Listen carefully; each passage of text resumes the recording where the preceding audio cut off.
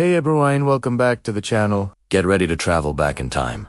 Way, way back. 4.1 million years ago, to be exact. Imagine a world where the air was different, the plants were unfamiliar, and the creatures that roamed the earth were nothing short of legendary. We're talking about an era when our earliest human ancestors, the hominins, were just beginning to find their footing. This wasn't your cozy modern life. This was a raw, untamed wilderness, where every single day was a battle for survival. Today, we're diving deep into an incredible, yet terrifying, true, ancient survival story. Picture this: a small group of early hominins, perhaps foraging for roots and berries, suddenly comes face to face with one of the most formidable predators of its time, a giant bear. Not just any bear, but a massive ancestor of today's bears, a creature of immense power and primal instinct. This isn't just a hypothetical scenario. Fossil records and archaeological findings paint a vivid picture of the challenges our ancestors faced. How did they survive? What tools? What courage?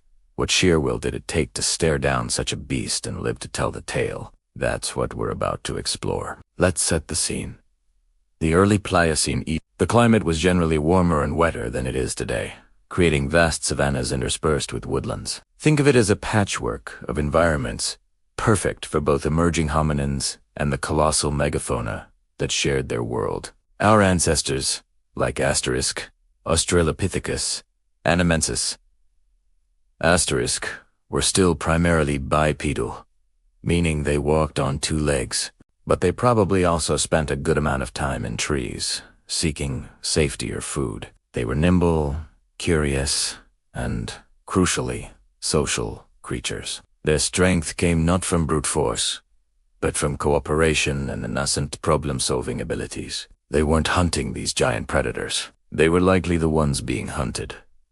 Now, about our giant bear. We're not talking about the cave bears of later epochs, but perhaps an ancestor or a similar large earsid species built for power. Imagine a beast easily twice the size of a modern grizzly, with incredible strength, sharp claws, and teeth designed for tearing. These bears were apex predators, dominating their ecological niche. For a small group of hominins, encountering such an animal would have been a heart-stopping, life-or-death moment. There would be no escape purely through speed or strength. Their survival would depend on something else entirely. What would that encounter look like? Our hominins are out in the savannah, perhaps near a water source, or venturing slightly into the forest edge to find specific plant foods. The air is thick with the sounds of insects, distant birds, and the rustle of leaves. Suddenly, a shadow falls over them, or a guttural growl echoes through the trees. Panic sets in. Their instincts would scream, "Danger!" This is a moment of pure, unfiltered terror, a visceral confrontation with the wild. In this moment, individual's strength is almost irrelevant. A single hominin against a giant bear is no match. But what about a group? This is where the power of early human social structures truly shines. Our ancestors lived in small bands for a reason. More eyes meant more chances to spot danger. More voices meant better warning signals. And crucially, a unified front, even if small, presented a more intimidating presence than a lone individual. So, what could they do? Running might seem like the obvious choice, but a bear of this size could cover ground incredibly fast. Climbing trees might offer temporary respite, but these bears were likely adept climbers, or could simply wait them out. This wasn't about outrunning or outfighting. This was about something more strategic. Consider the tools of the time. While complex stone tools like hand axes were still millions of years away, our ancestors weren't entirely empty. They might have used naturally occurring rocks, broken branches, or even sharpened sticks. These weren't weapons in the modern sense, but they could be used defensively. Imagine a group of hominins, huddled together, brandishing sticks and throwing rocks, making as much noise as possible. The goal wouldn't be to injure the bear seriously, but to startle it, to make it hesitate, to make it weigh the risk versus the reward of an attack. Noise and intimidation were crucial. Picture them screaming, clapping, stomping their feet, anything to appear larger and more threatening than they were. Bears, despite their power, are not always eager for a fight, especially if they perceive a high risk of injury.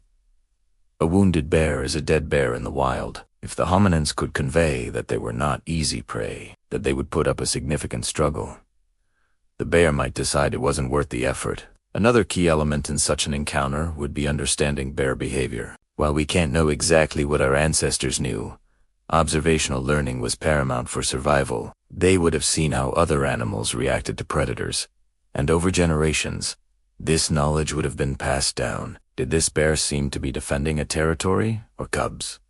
Was it simply curious, or was it actively hunting? Distinguishing these nuances could mean the difference between life and death. Let's imagine the standoff. The bear, towering over them, might let out a series of huffs or roars, testing their resolve.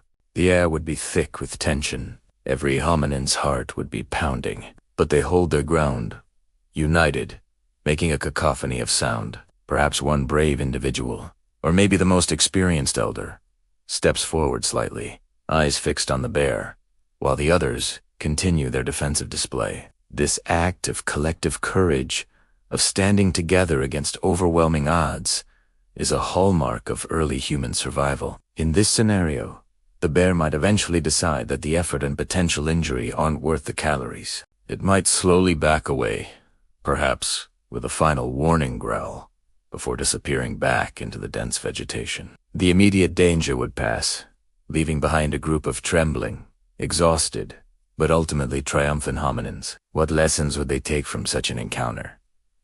This wasn't just a close call. It was a profound learning experience. It would reinforce the importance of staying together, of vigilance, and of using their collective intelligence. It would likely lead to refinements in their defensive strategies, perhaps to the development of better lookout systems or more effective ways to create defensive perimeters. This story isn't just about a bear and early humans. It's about the very essence of what it means to be human. It's about adaptation, resilience, and the power of community in the face of incredible adversity. Our ancestors weren't the strongest, fastest, or fiercest creatures on the planet, but they possessed something unique: the ability to cooperate, to innovate, and to pass on knowledge across generations. This collective intelligence, this shared drive to survive, is what allowed them to thrive in a world teeming with giant predators. Every fossil we find, every ancient tool uncovered, tells a piece of this extraordinary story. They are echoes from a distant past,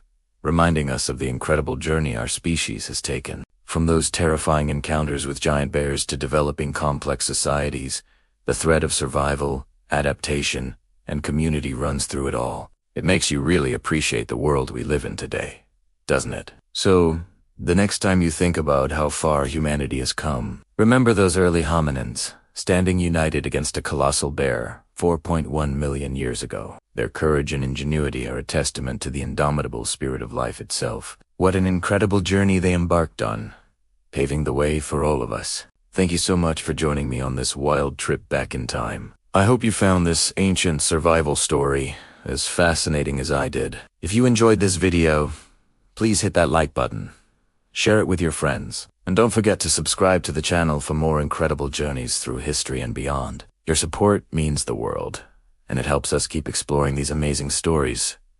We'll see you in the next one.